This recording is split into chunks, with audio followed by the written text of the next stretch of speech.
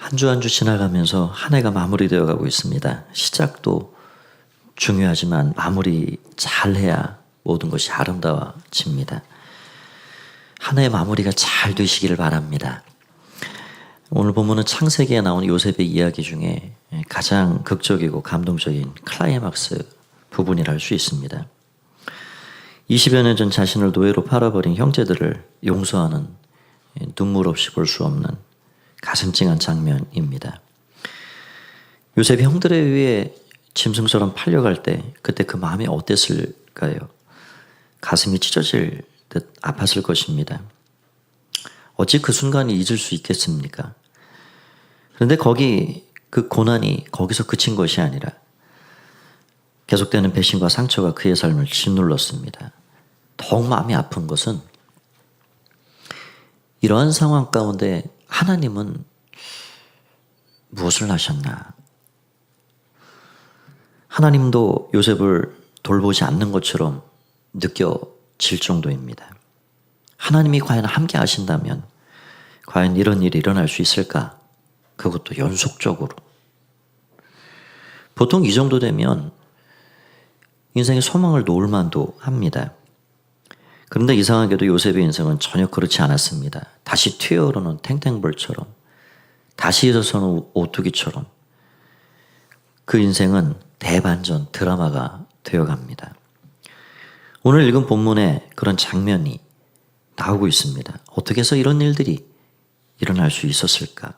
어떻게 해서 그 인생의 대반전 드라마가 만들어지고 있을까? 본문을 통해서 한 해가 저물어가는 이 시점, 또 대림절 두 번째 주일, 성탄의 시간을 기다리는 이 시간, 하나님께서 우리에게 주시는 몇 가지 메시지를 좀 생각해 보고자 합니다. 첫 번째는 나의 악함과 죄됨을 보는 것이 인생의 터닝 포인트이다 하는 것입니다. 오늘 말씀을 보니 형들 앞에서 요셉이 대성통곡을 합니다. 그리고 그 마음에 짓눌린 응어리들을 풀어냅니다.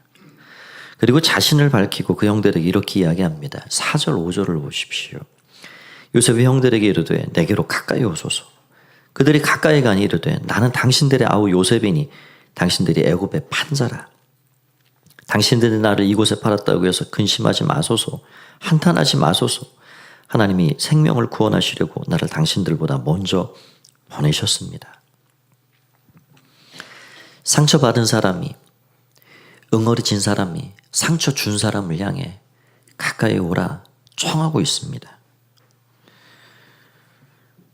여러분, 요셉이 당한 배신, 아픔, 세상에 이것보다 더 심한 것들이 얼마나 될까요?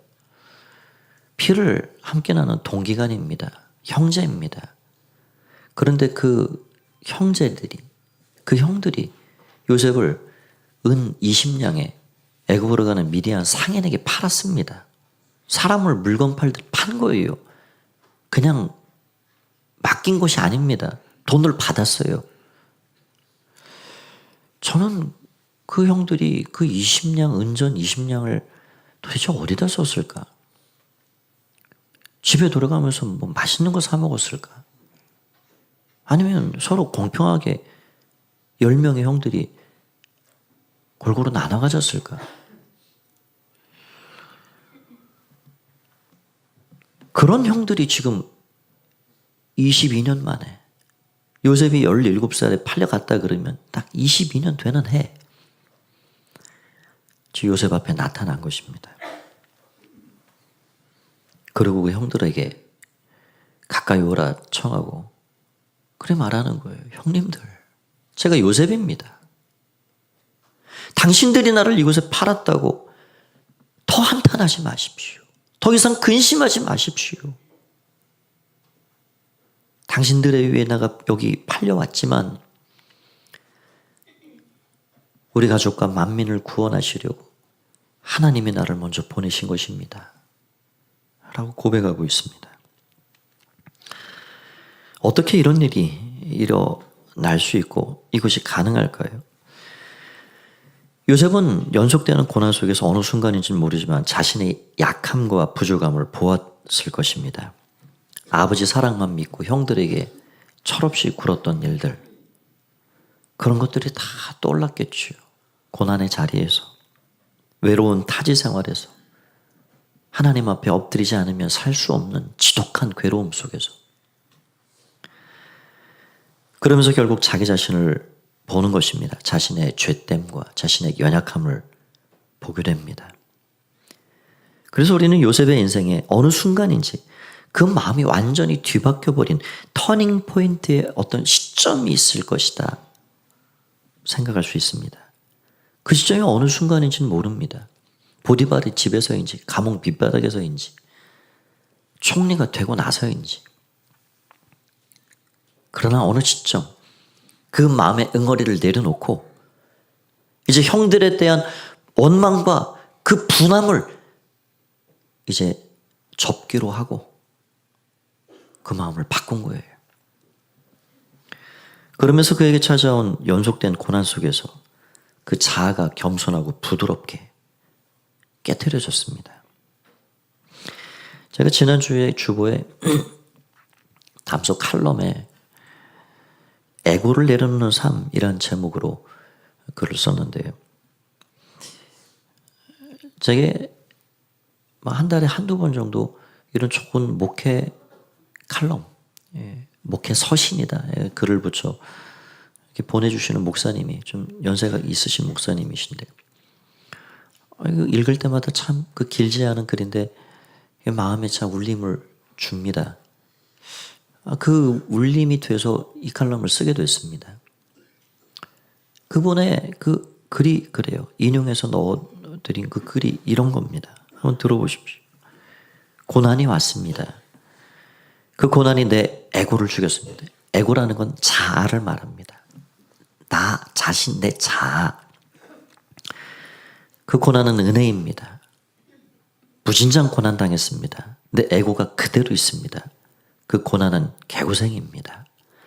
고난 당하고도 에고가 죽지 않았다면 그 사람은 불행한 사람입니다. 모든 것을 다 얻었습니다. 에고가 강력해졌습니다.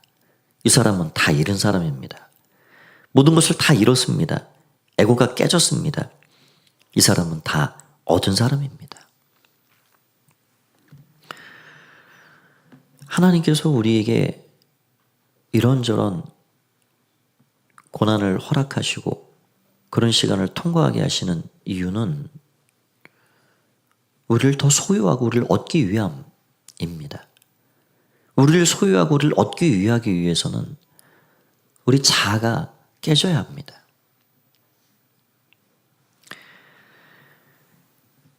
여러분, 그래서 고난을 통해서 정금같이 단련되고 다듬어지고 빚어져 가는 것, 그것이 하나님의 목적이에요. 그런데 고난은 공하는 대로 당하고 자아는 쌩쌩하게 죽지 않고 살아있다 그러면 하나님 앞에서도 손해요. 우리에게도 그것은 유익이 안 되는 것입니다. 그래서 중요한 건 내 인생에 고난이 있느냐 없느냐 그것이 아니라 그 일을 통해서 내 자아가 얼마나 부서지고 깨어지고 겸손하고 부드러운 사람이 되었느냐 하는 것입니다. 여러분, 익어가면 목이 부드러워져요. 이제 추수가 거의 이제 끝나가지만 익으면은 그렇게 되는 거예요. 익으면 나의 분수를 알고 내 자리를 찾아가게 되어 있습니다. 익으면 부드러워져요. 그 목사님의 표현대로 저와 여러분은 잘 익어가서 고난은 고난대로 받고 내 자아는 여전히 쌩쌩한 그런 개고생하는 사람들이 아니라 고난을 통해서 점점 익어가고 더 겸손하고 부드러운 사람들이 되어서 하나님이 더 많이 우리를 소유하실 수 있는 그런 하나님의 사람들이 되시길 바랍니다. 우리 삶에 어떤 문제가 생기고 그래서 어려움이 닥칠 때 우리가 해야 할 일은 하나님 앞에 엎드리는 것입니다. 그리고 하나님, 이 일을 통해서 하나님 저를 더 다듬기를 원하시는군요. 하나님 하실 일을 행해 주십시오. 제 자아를 깨뜨려 주십시오. 라고 기도하고 나아가는 것입니다. 또 한 가지 우리가 생각할 것은 이 요셉이 이렇게 형들을 향해 그 원망과 울분을 접기로 하고 그들을 용납하고 용서했듯이 이 일을 결정적으로 터뜨려준 어떤 계기가 된 일이 있습니다. 그것이 바로 44장 뒷부분에 나오는 유다의 이야기입니다. 유다는 요셉의 친동생인 베냐민, 12아들의 가장 막내였던 그 베냐민을 구명하는 일에 최선을 다합니다. 아주 애절한 마음으로 요셉에게 간청하는 거예요. 여러분 한 절 한 절 주중이라도 한번 읽어보십시오. 요셉이 이미 쌀자루에 쌀을 다 넣어주고 그리고 의도적으로 동생 베냐민의 자루에 은잔을 넣어놨습니다. 그리고 다시 붙잡혀 오죠. 그런데 유다의 마음이 애가 다른 거예요. 왜냐하면 베냐민을 데려오지 않으면 더 이상 너희들에게 곡식을 줄 수 없다 라고 말을 들었기 때문에 아버지를 설득하고 설득해서 결국 베냐민을 데려왔고 베냐민을 데려오지 않으면 저를 죽여주십시오. 맹세를 하고 왔단 말이죠. 그런데 여러분 유다가 애초부터 그런 사람은 아니었습니다. 자기 희생적인 그런 성숙한 사람이 아니었습니다. 유다는 아버지의 지독한 편애 때문에 마음에 응어리와 상처가 있던 사람입니다. 아버지 야곱은 그 형제들 12명을 아주 편애했어요. 가장 사랑했던 라헬의 소생이었던 요셉을 편애하고 그에게 채색 옷을 입히고 그만 이렇게 감싸도는 거예요. 그래서 요셉이 그 형들의 미움과 시기를 통해서 애굽에 팔려가는 일들이 일어나게 된 것입니다. 아버지의 편애가 얼마나 그 가정을 깨트리고 그 가정을 이렇게 힘들게 만들어 놓았는지 우리는 이 성경 이야기를 통해 알게 됩니다. 그런데 그런 아버지의 편애 때문에 요셉을 애굽에 팔아버리는 일에 가장 앞장섰던 이 유다가 어떤 계기가 있었길래 아버지는 여전해요. 변하지 않았어요. 요셉을 향한 편애가 베냐민으로 바뀌었을 뿐입니다. 그럼에도 불구하고 어떻게 변하지 않는 아버지 앞에서 아버지의 마음을 아프게 하지 않으려고 베냐민을 구출하는 일에 지금 최선을 다하고 있는지 그 한 절 한 절을 읽어보면 애절합니다.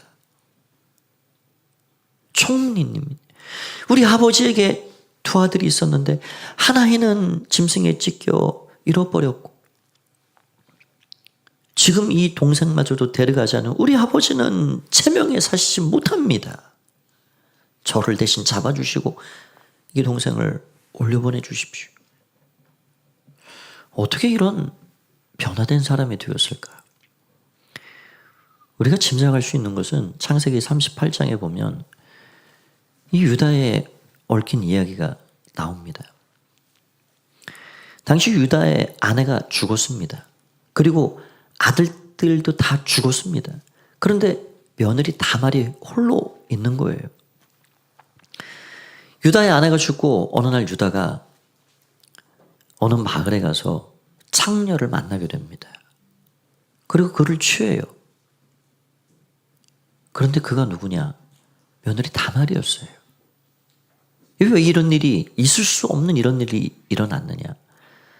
당시의 율법 규정에 의하면 유다는 어찌하든지 자신의 가까운 친족 중에 그 며느리 다말을 통해서 대가 끊어지지 않고 이어져 내려갈 수 있도록 그 일을 해주어야 합니다.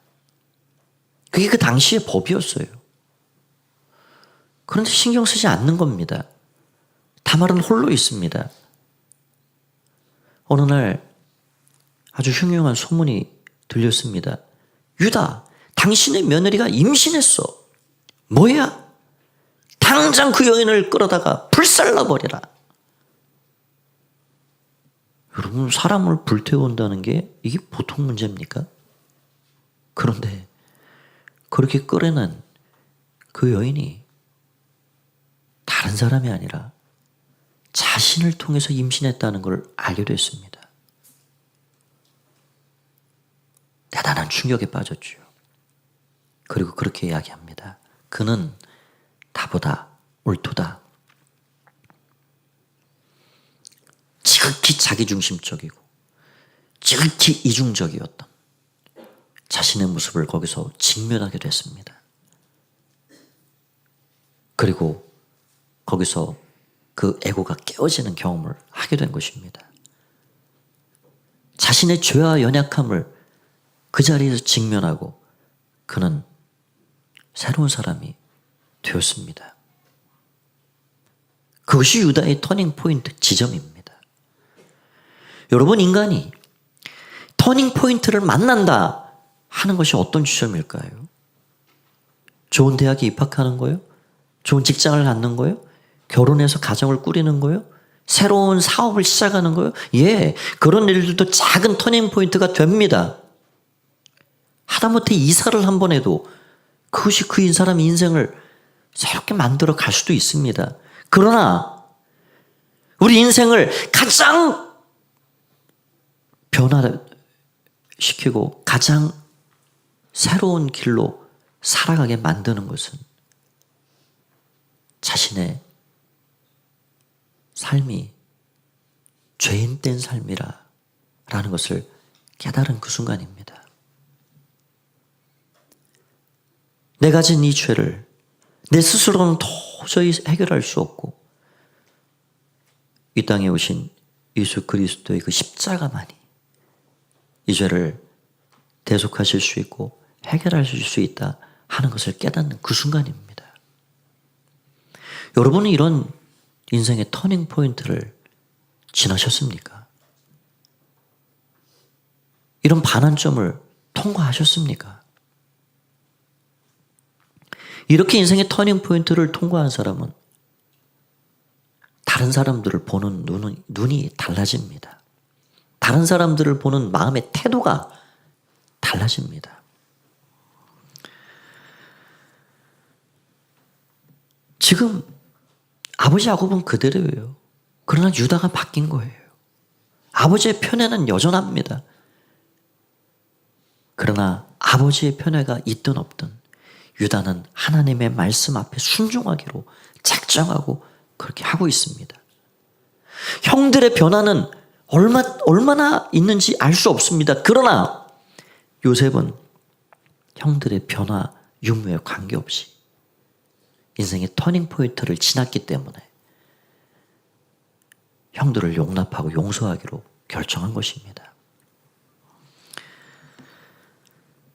어떻게 보면 이 주일도 작은 하나의 변환점, 터닝 포인트의 지점입니다.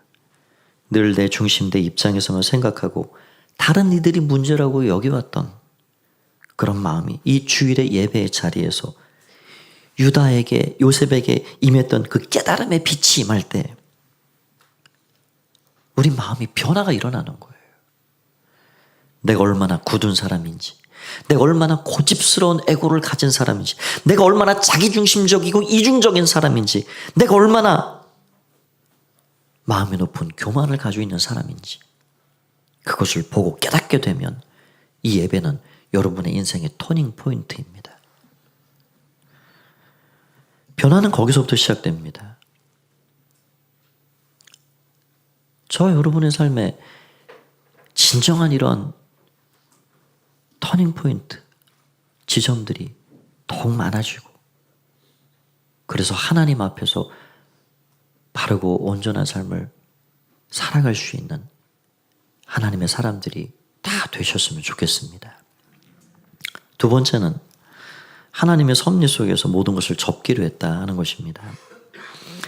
우리 인생의 그런 결정적인 터닝 포인트를 만나게 되면 드러나는 두 가지 현상이 있습니다. 하나는 하나님의 섭리 속에서 내 인생이 해석된다는 것입니다.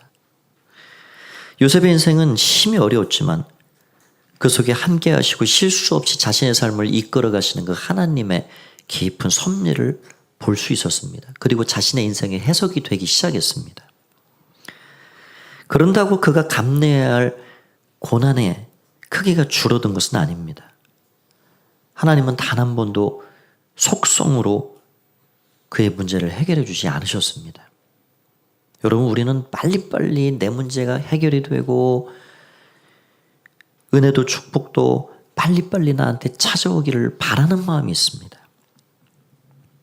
그러나 하나님은 결코 속성으로 우리를 다루지 않으십니다.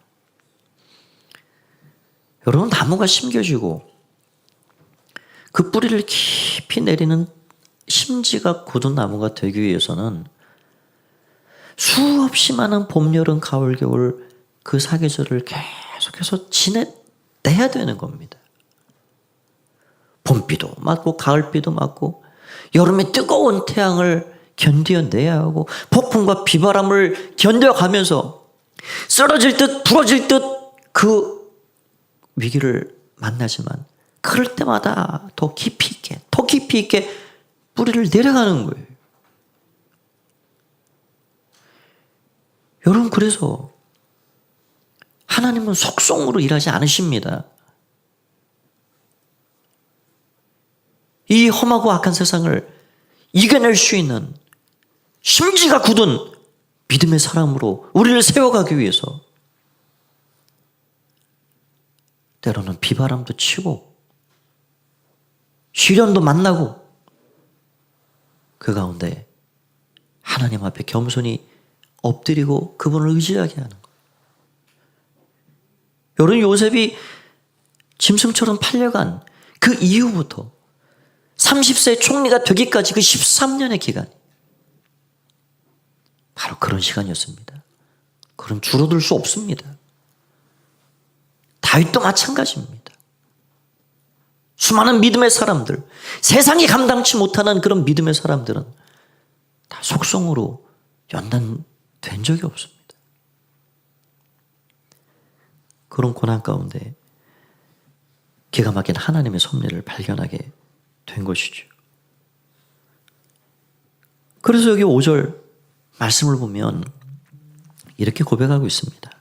당신들이 날 이곳에 팔았다고 해서 근심하지 마소서. 한탄하지 마소서.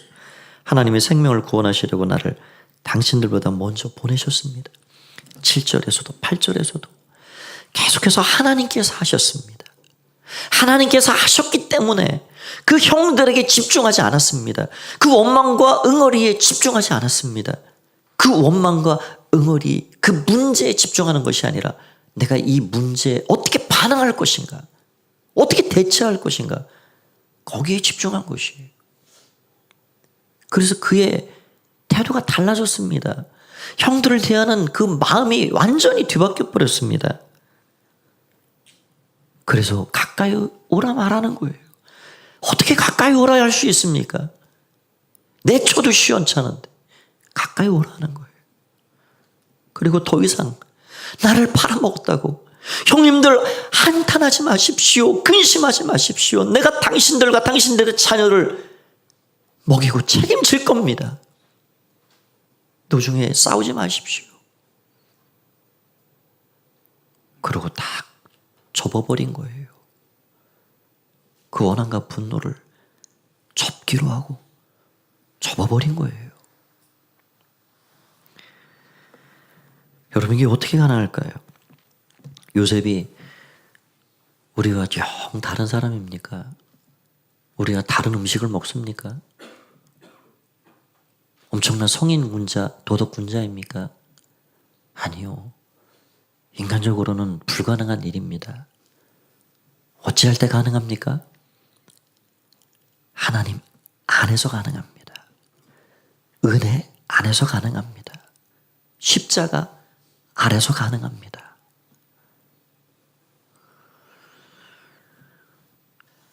제가 오늘 제목과 딱 맞는 시 하나가 있어서 소개해 드리려 합니다. 박영희 씨라는 분이 시인 시인데 제목이 접기로 한다요. 접기로 한다. 한번 들어보십시오. 요즘 아내가 하는 걸 보면 섭섭하기도 하고 괘씸하기도 하지만 접기로 한다. 지폐도 반으로 접어야 호주머니에 넣기도 편하고 다 쓴 편지도 접어야 봉투 속에 들어가 전해지듯 두 눈 딱 감기로 한다. 하찮은 종이 한 장일지라도 접어야 냇물에 띄울 수 있고 두 번을 접고 또 두 번을 더 접어야 종이 비행기는 날지 않던가. 살다 보면 이슬비도 장대비도 한순간 햇살에 배겨나가지도 못하는 우산 접듯 반만 접기로 한다. 반의 반만 접기로 한다. 나는 새도 날개를 접어야 둥지에 들지 않던가. 살다 보면 섭섭한 일도 생기고 밉고 화나기도 하고 이해가 되지도 않고, 근데 우리는 다 위로가 필요한 인간들이에요. 다 사랑에 목마릅니다. 그런데 우리는 우리가 나도 모르게 누군가를 찌르고 아프게 하고 또 나도 누군가 위해 찔림을 받고 아프고 끙끙거리고, 뭐 그런 게 없다면 사는 게 아니죠. 그런 거 다 없애버리려면 그냥 눈을 감아야지. 대학을 졸업한 어떤 딸이 회사에 취직을 했습니다. 그리고 얼마나 기대감에 차서 엄마 갔다 올게 하고 며칠을 출근하고 아주 죽상에 돼서 왔습니다. 엄마 도저히 나 이 회사 못 다니겠어. 우리 부서의 그 과장님 진상이야, 진상. 그래가지고 못 다니겠다는 거예요. 진상 과장님 때문에. 근데 또 어느 날 아주 얼굴이 쫙 펴서 왔습니다. 엄마 나 부서가 옮겨졌어. 나 그 과장님 더 안 만나도 돼. 그래가지고 잘 됐다. 그래 잘 다녀와라. 그리고 며칠 후에 또 죽상이 돼서 왔습니다. 엄마 나 원김 부서에 그 과장님하고 똑같은 부장님 또 계셔. 여러분 진상 과장은 계속 있습니다. 그거 떠나 살려고 아예 그냥 마음 접고 사는 게 좋아요. 여러분 우리가 상처를 주고받는다는 게 우리 멀리 있는 저기 아프리카에 있는 사람들한테 상처를 받습니까? 미국 사람들의 상처를 받습니까? 우리를 골치 아프게 할 수는 있지만 그런 건 없습니다. 상처는 누가 줘요? 내가 누구에게 상처를 줍니까? 누가 나한테 상처를 그렇게 줍니까? 가까이에서 있는 사람들이 그렇게 상처를 주는 거예요. 상처를 받는 거예요.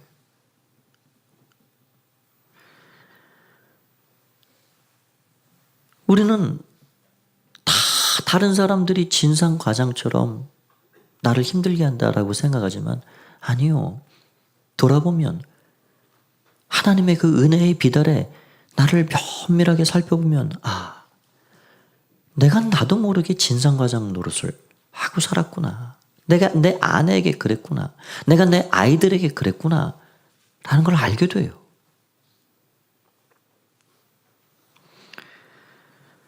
이제 한 해가 3주 남았습니다. 우리 잘 접고 살았으면 좋겠습니다. 잘 접어야 비행기가 창공을 날아가듯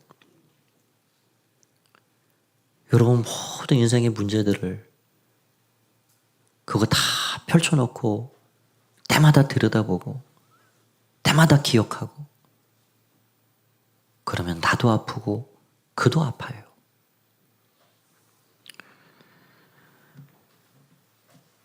우리 위해서 우리의 허물을 다 접어주신 예수님을 우리 기억하면 좋겠고, 잊을 수 없는, 지울 수 없는 배신과 상처 가운데 응어리진 요셉, 그 인생의 터닝 포인트를 통해서 그 은혜 아래서 모든 원망과 응어리를 접어두었듯이 우리도 하나님 은혜 가운데 이 한 해가 마무리되기 전에 접을 걸 잘 접고 창공을 나는 비행기처럼 그렇게 하나님의 은혜를 더욱 힘입어서 살아가는 복 있는 삶이 되면 좋겠습니다. 그런 은혜가 함께 하시기를 주의 이름으로 축원드립니다. 이 시간 우리 같이 합심해서 한번 기도하겠습니다. 하나님, 은혜 가운데 우리를 불러주셨는데 잘 접고 마무리하게 해주십시오. 주님 도와주십시오. 우리 동성으로 같이 한번 이 시간 합심해서 기도하겠습니다. 함께 기도합니다. 살아계신 주님을 찬양합니다. 주님, 주님, 주님, 주님.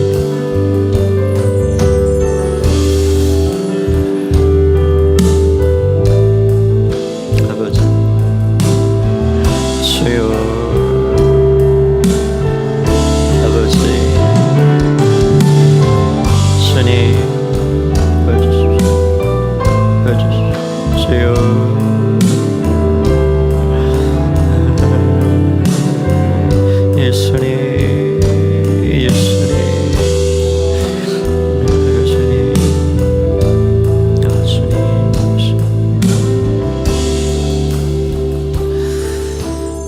살아계신 주님을 찬양합니다.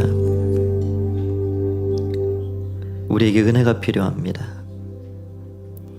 십자가 아래 우리 허물을 접어주셨듯이, 우리 허물을 덮어주셨듯이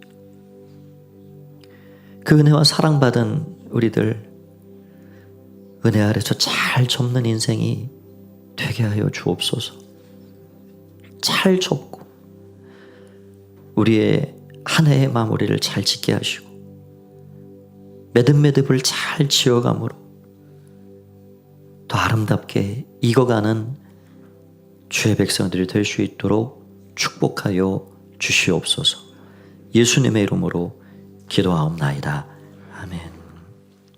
이 시간에는 우리 청년 목장 분가식을 진행하도록 하겠습니다. 청년 목장 새롭게 세워지는, 아직 이름은 정하지 못했습니다. 오늘 목자 목녀님과 목원들이 처음 이제 모임을 갖게 되고 선교지와 또 목자 이름을 짓게 되는데, 우리 김민기 목자님, 이세아 목녀님, 또 9명의 이제 제적 인원은 그런데 오늘 온 우리 청년들을 다 앞으로 나오시면 되겠습니다. 앞으로 새로운 목장 구성된 우리 청년 목장 앞으로 나오십시오. 자, 우리 정영민 간사님이 초원지기 역할을 하고 있는데, 우리 간사님이 신임 목자 목녀님과 또 목원들을 소개해주고 분과 경위를 우리 간단하게 좀 이야기해 주도록 하겠습니다.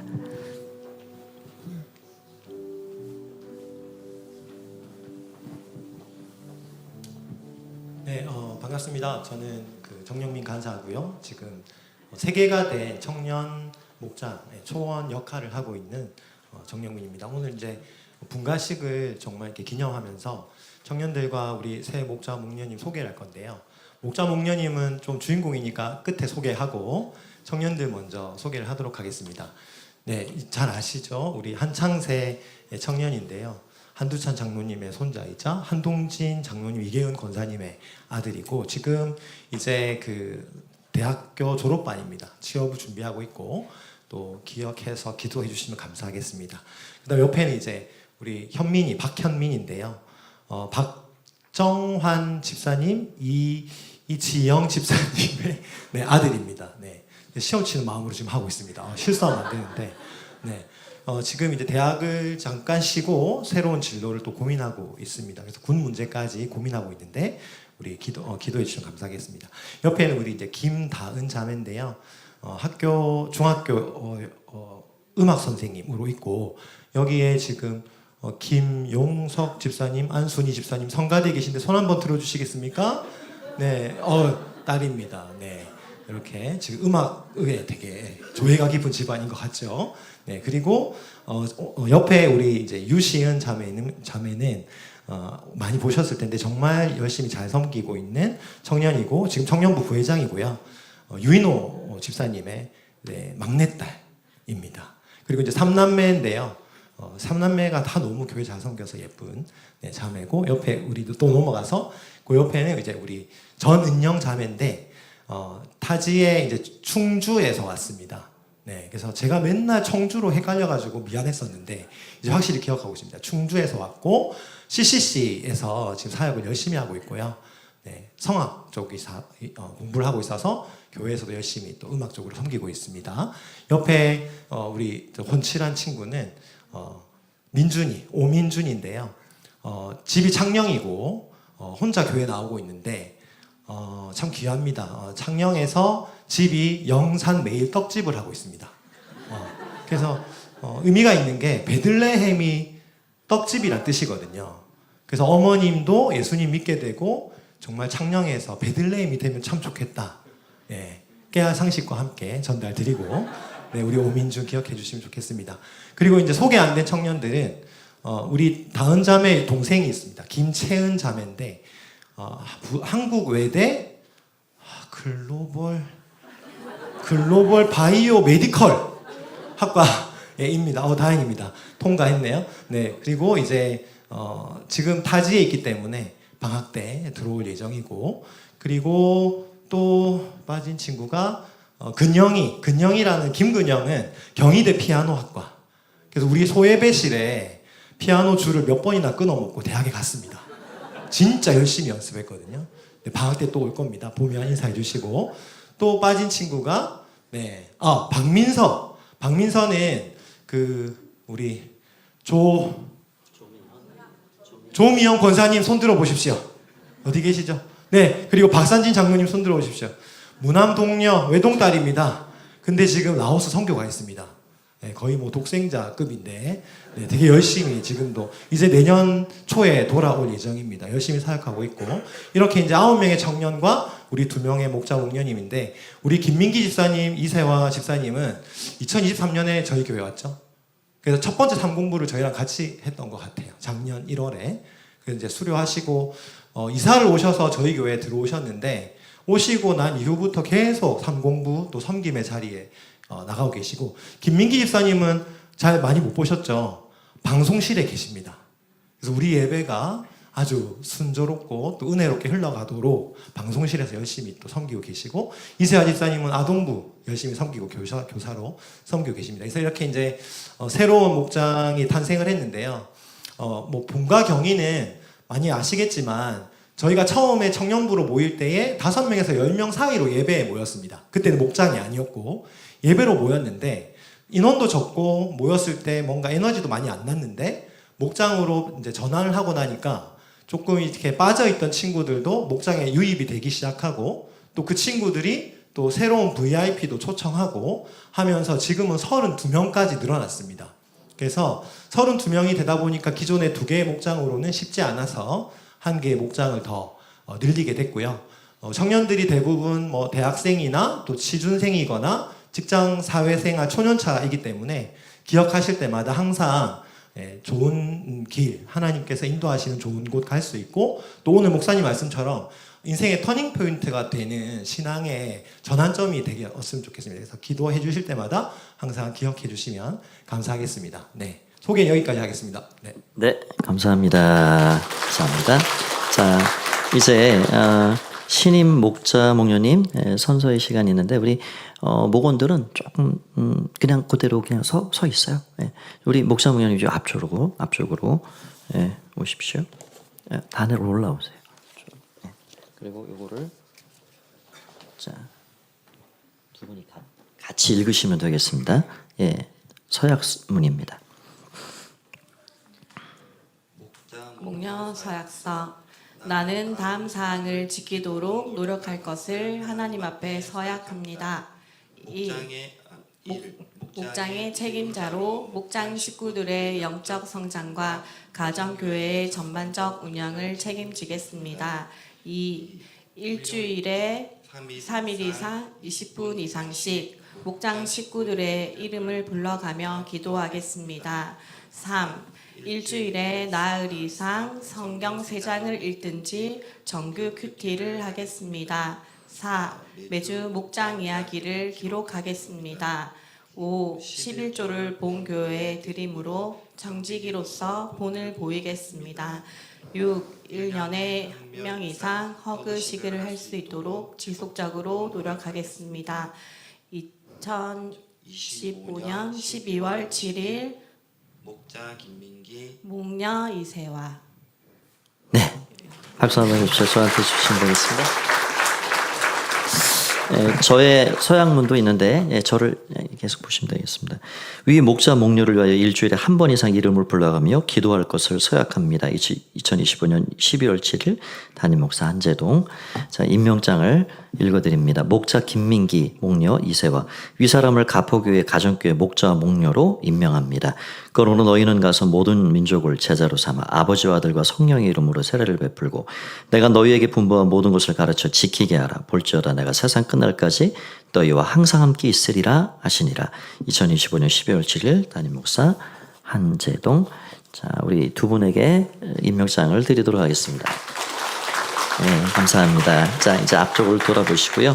자, 우리 허그식의 시간입니다. 우리 청년부에서 먼저 나오셔서 허그해 주십시오. 이렇게 형제자매 같이 축복해 주시고, 자, 우리 청년들 이제 다 하면 이어서 바로 우리 목자 목녀님 또 우리 장로님들 나오셔서 우리 신임 목자 목녀를 축복해 주시고 또 목원들도 축복해 주시고 그렇게 해주시기를 바랍니다.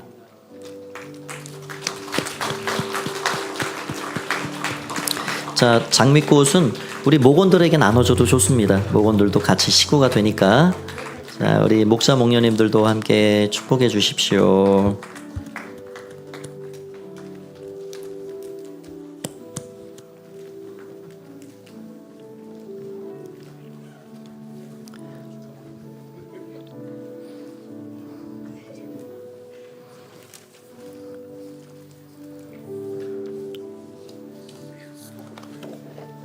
자, 우리 목자 목녀님들은 잠깐 앞에 다시 나오셔서 우리 신임 목자 목녀님들을 위해 기도하는 시간을 좀 갖도록 하겠습니다. 목자 목녀님들 앞으로 잠깐 나오시죠. 우리 목자 목녀님 가운데 서시고 우리 목자 목녀님들 또 이렇게 같이 손을 대서 우리 목원들로 같이 가운데로 들어오세요. 목원들로 같이. 자, 목원들 들어오시고. 자, 여러분 같이 한번 기도해 주십시오. 새롭게 출발하는 이 청년 목장을 하나님께서 축복해 주셔서 앞으로 더 많은 청년들의 영혼이 구원받고 하나님 나라가 세워져 갈 수 있도록 목자 목녀님에게 성령의 충만함을 더해 주시기를, 모든 목원들에게 은혜 입혀 주시기를 우리 합심해서 한번 기도하도록 하겠습니다. 함께 기도합니다. 살아계신 주님을 찬양합니다. 오늘 이 귀한 자리에 새로운 하나의 작은 교회가 서게 하시니 감사합니다. 아버지 하나님, 하늘의 문을 열어주셔서 이렇게 다시 출발하는 새롭게 세워지는 이 청년 목장을 기억하여 주시옵소서. 김민기 목자 이사 목녀님에게 주의 은혜를 부어주시옵소서. 성령의 능력으로 기름 부어주시옵소서. 9명의 모든 목원들을 축복하여 주시옵소서. 영혼이 잘되게 하시고 엄사의 형통함을 주시고 하나님 참으로 기뻐 사용하시는 귀한 제목들로 서게 하여 주셔서 하나님의 기쁨이 되는 귀한 목장이 될 수 있도록 도와주시옵소서. 주님 감사합니다. 주님 감사합니다. 주님 감사합니다. 주님 감사합니다. 오, 주님을 찬양합니다. 예수님의 이름으로 기도합나이다. 살아계신 주님, 여기 귀한 목장을 우리 주님께서 축복해 주시길 원합니다. 또 하나의 작은 교회가 서게 하시니 감사합니다. 하나님, 세워주신 목자 목녀님을 성령의 충만함으로 덧입혀 주시고 모든 목원들 우리 주님 기뻐 받으시는 귀한 일꾼들로 요셉처럼 그렇게 하나님 앞에 쓰임받는 아름다운 삶이 될 수 있도록 복을 내려 주시옵소서. 감사드리오며 예수님의 이름으로 기도하옵나이다. 아멘. 아멘. 예, 우리 목자님들 들어가시고요. 여러분 손을 내밀어서 함께 축복하겠습니다. 당신은 하나님의 언약 안에 있는, 함께 찬양합니다. 당신은 하나님의, 목원들도 더불어 축복해 주십시오. 언약 안에 있는 축복의 통로, 당신을 통하여서 열방이 주께 돌아오게 되리. 박수해 주십시오. 감사합니다. 예, 그 자리에서 우리 목자 목녀님 간단한 소감 나눔 예, 한마디씩 해주시면 되겠습니다. 우리 목자님부터. 안녕하세요. 이번에 새로운 청년 목장을 이제 함께 섬기게 될 김민기입니다. 처음에 솔직히 이 자리가 너무 부담스럽고 제가 이 자리를 할 만큼 뭐 믿음이 좋지도 않고 제가 뭐 본이 될 사람도 아니어서 어떻게 핑계를 대고 이제 거절을 하려고 마음을 먹고 있었는데 그날 담임 목사님 이제 그 주일 설교 때 그 담임 목사님께서 이제 뭐 네 재물과 네 시간은 네 것이 아니다. 하나님이 달라고 하면 드려야 되고 시간을 달라고 하면 시간을 내어 드려야 된다라는 그 말씀이 있었거든요. 그래서 그 말씀을 듣고 아 이거는 빠져나갈 수가 없겠구나 싶은 마음에 그냥 이제 하나님이 이제 뭐 제사가 순종이 제사보다 낫다는 이제 하나님의 뜻을 따라서 그냥 순종하기로 했습니다. 그리고 솔직히 지금도 많이 좀 부담스럽기도 하고 한데 그 이제 정영민 간사님께서 뭐 제가 뭘 이제 하려고 하지 말고 그냥 이제 청년들과 함께 즐기면서 그냥 하면 된다고 하셔서 그냥 가벼운 마음으로 이렇게 일단은 청년들과 함께 즐기면서 그리고 같이 이제 믿음 성장을 해나갈 수 있도록 하겠습니다. 부족한 저와 새로운 이제 청년 목장들을 위해서 기도 많이 부탁드리겠습니다. 감사합니다. 네, 감사합니다. 우리 목녀님도 한마디 해주시죠. 너무 소감문을 얘기 잘 해주셔가지고 네 감사하고요. 감사합니다. 저도 저희 부부를 하나님 정말 이 청년 목장에 목자 목녀를 세워주신 하나님께 너무나 감사드립니다. 청년들과 함께 웃고 그리고 울고 함께 기도하면서 힘든 것들을 바라보는 것이 아니라 소망의 하나님을 바라보면서 우리 청년들과 함께 하루하루 한 걸음 한 걸음 걸어가기를 소망합니다. 부족한 저희들 기도 많이 해주세요. 감사합니다. 네, 감사합니다. 예, 우리 같이 한번 마지막 인사하고 들어가겠습니다. 차렷 경례 예, 들어가시면 되겠습니다. 우리 다 함께 자리에서 일어나셔서 우리 앞뒤좌우 인사 나누도록 하실까요? 한 주간도 승리하십시오. 하늘의 복 많이 받으십시오. 주의 은혜가 함께 하시길 바랍니다. 우리 함께 찬양하고 기도로 예배를 마치도록 하겠습니다. 십자가 그 사랑 멀리 떠나서 무너진 나의 삶 속에 잊혀진 은혜 돌 같은 내 마음 얼음 만지사 다시 일으켜 세우신 주를 사랑합니다. 주 나를 보호하시고 날 붙드시리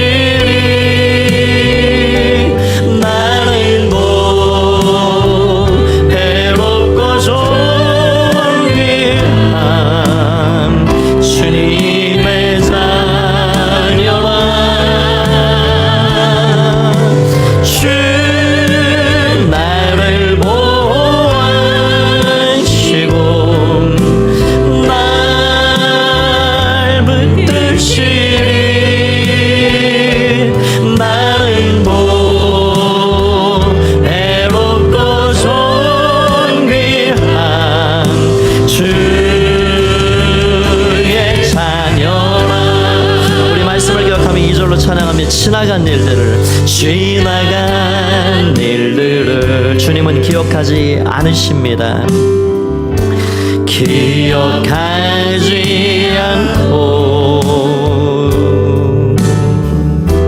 이전에 한 모든 일 생각지 하느니 사막의 강물과 길을 내시는 주 내 안에 새 일 행하신 주만 바라보리라. 주 나를 보아시고 주 나를 보아시고 날 붙드시리. 나는 괴롭고 존귀한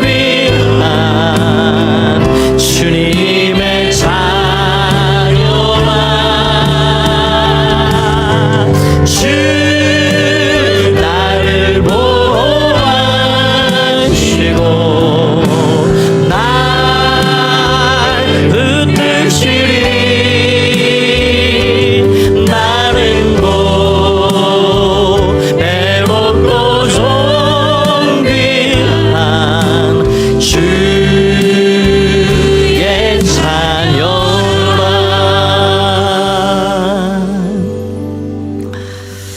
여러분은 보배롭고 존귀한 주님의 자녀입니다. 하나님의 은혜를 기억하며 은혜 아래 한 주간도 승리하시는 주와 동행하는 복된 삶이 되시기를 주님의 이름으로 간절히 바랍니다.